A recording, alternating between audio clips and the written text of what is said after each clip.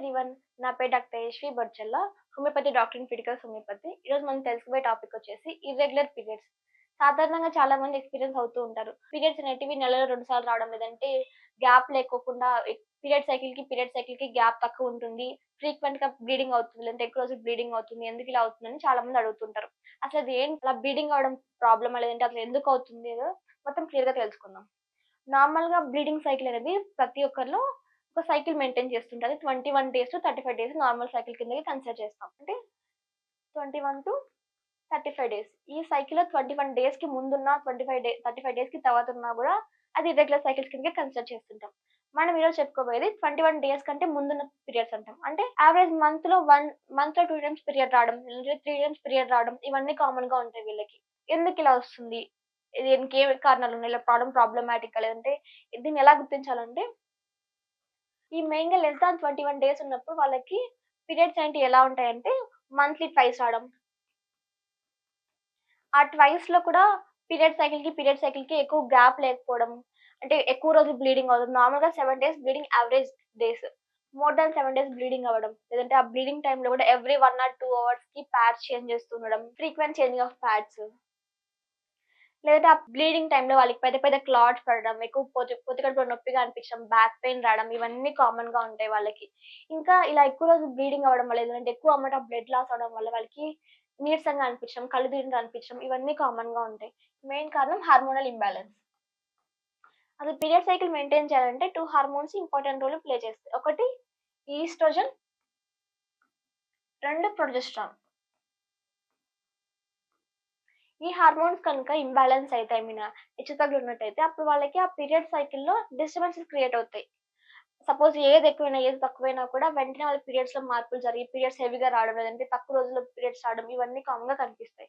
ఈ hormonal imbalance అయితే మెయిన్‌గా కనిపించేది వాళ్ళకి ఏమైనా ప్రాబ్లమ్స్ ఏదైనా ఉన్నప్పుడు. అంటే గర్భాశయంలో ప్రాబ్లమ్స్ కానివ్వండి, లేదంటే అండాశయంలో ప్రాబ్లమ్స్ ఏదైనా ఉన్నప్పుడు అప్పుడే ఇలా ఫార్మ్ అవుతూ ఉంటాయి.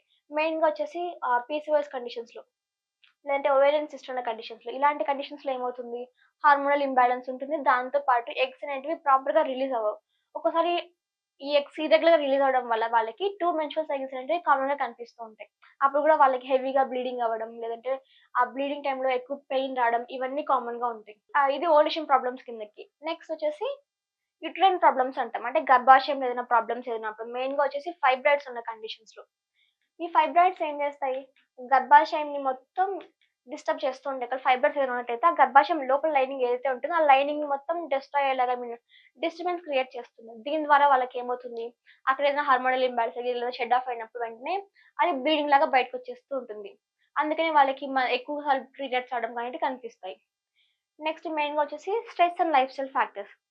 స్ట్రెస్ వల్ల కూడా కొంతమందికి పీరియడ్స్ అనేటివి మంత్లీ ట్వైస్ రావడం జరుగుతుంది. ఎందుకంటే స్ట్రెస్‌లో ఉన్నప్పుడు వాళ్ళకి హార్మోనల్ ఇంబాలెన్స్ జరుగుతుంది. దాని ద్వారా మెయిన్ హార్మోన్స్ ఏవైతే ఉంటాయో ఆ ఈస్ట్రోజన్, ప్రొజెస్టెరాన్ హార్మోన్ పైన ఎఫెక్ట్ చూపించి ఆ హార్మోన్స్ అనేటివి ఇర్రెగ్యులర్‌గా వర్క్ అయ్యేలా చేస్తుంది. ఇలాంటప్పుడు వాళ్ళకి ఎగ్ సరిగ్గా రిలీజ్ అవ్వకపోవడం, లేదంటే మల్టిపుల్ ఎగ్స్ రిలీజ్ అవ్వడం ఇవన్నీ కామన్‌గా ఉంటాయి. అందుకని వాళ్ళకి పీరియడ్స్ ఎక్కువ ఎక్కువ రోజులు బ్లీడింగ్ రావడం, మంత్లీ ట్వైస్ పీరియడ్స్ రావడం అనేటివి కామన్‌గా కనిపిస్తాయి. నెక్స్ట్ ఎండోమెట్రియల్ ప్రాబ్లమ్స్ అంటాం.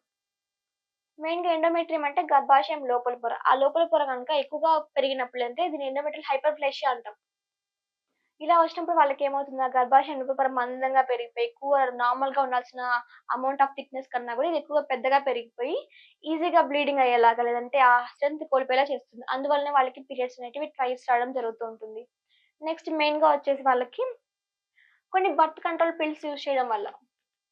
అంటే కాంట్రాసెప్టివ్ పిల్స్ కానివ్వండి, లేదంటే హార్మోన్ టాబ్లెట్స్ కానీ రెగ్యులర్‌గా యూజ్ చేస్తున్న వాళ్ళు ఏమవుతుందంటే, ఆ హార్మోన్స్ డామేజ్ అయ్యి వాళ్ళకి ఇంబాలెన్స్ జరిగి వాళ్ళకి ఆ గర్భాశయం లోపల పొర సరిగ్గా ఫార్మ్ అవ్వకుండా, లేదంటే ఆ ఏర్పడిన పొర మొత్తం ఈజీగా ఊడిపోయేలాగా జరుగుతుందనమాట. అందువల్లనే వాళ్ళకి పీరియడ్స్ అనేటివి ట్వైస్ లాగా, లేదంటే ఎక్కువ రోజులు బ్లీడింగ్ అవ్వడం, పెద్ద పెద్ద క్లాట్స్ పడడం ఇవన్నీ కామన్‌గా కనిపిస్తాయి. కొంతమందికి మెయిన్‌గా ఇర్రెగ్యులర్ పీరియడ్స్‌లో మెయిన్‌గా కనిపించేది స్పాటింగ్ లాగా కనిపిస్తుంది. అంటే కొంచెం మాత్రమే బ్లడ్ కనిపించి అది మళ్ళీ ఆగిపోతూ మళ్ళీ స్పాటింగ్ లాగా కనిపిస్తుంటుంది.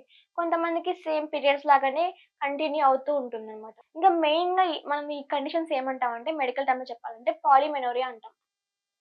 అంటే మోర్ థాన్ 1 టైమ్ కంటే పీరియడ్స్ అంటే 1 మంత్‌లో మోర్ థాన్ వన్స్ అయితే పీరియడ్స్ వస్తాయో వాళ్ళ కండిషన్స్ మనం పాలిమెనోరియా కండిషన్ ట్రీట్ చేస్తూ ఉంటాం. వీళ్ళ సింప్టమ్స్ మెయిన్‌గా ఏముంటాయి? ఎక్కువ రోజులు బ్లీడింగ్ అవ్వడం, అంటే హెవీ బ్లీడింగ్ ఉంటుంది. దాంతో పాటు ఆ గ్యాప్స్ అనేటివి తక్కువగా కనిపిస్తూ ఉంటాయి. షార్ట్ గ్యాప్స్ అంటాం. ఇంకా క్లాట్స్ పడడం, బ్లీడింగ్ ఎక్కువగా అవ్వడం, ప్రొఫ్యూజ్ బ్లీడింగ్ అంటాం. లేదంటే కలర్ మారిపోవడం, లేదంటే కామన్‌గా స్పాటింగ్ అంటే చిన్న చిన్న డ్రాప్స్ లాగా బ్లడ్ కనిపించడం ఇవన్నీ ఉంటాయి. ఏదేమైనప్పటికీ ఈ లక్షణాలు ఇలాంటివి ఏ ఒక్క లక్షణం కనిపించినా కూడా వెంటనే డాక్టర్‌ని కన్సల్ట్ అవుతూ ఉండాలి. ఎందుకంటే అవన్నీ ఏదైనా ప్రాబ్లమ్స్ ఉన్నప్పుడు మాత్రమే ఇలా కనిపిస్తుంటాయి కాబట్టి. అంటే నార్మల్‌గా ఈ పెరిమెనోపాజ్ స్టేట్‌లో ఇది కామన్‌గా కనిపిస్తుంది. అంటే పెరిమెనోపాజ్ స్టేట్ అంటే మెనోపాజ్ ఆగిపోయే ముందు స్టేట్ మనం పెరిమెనోపాజ్ స్టేట్ అంటాం.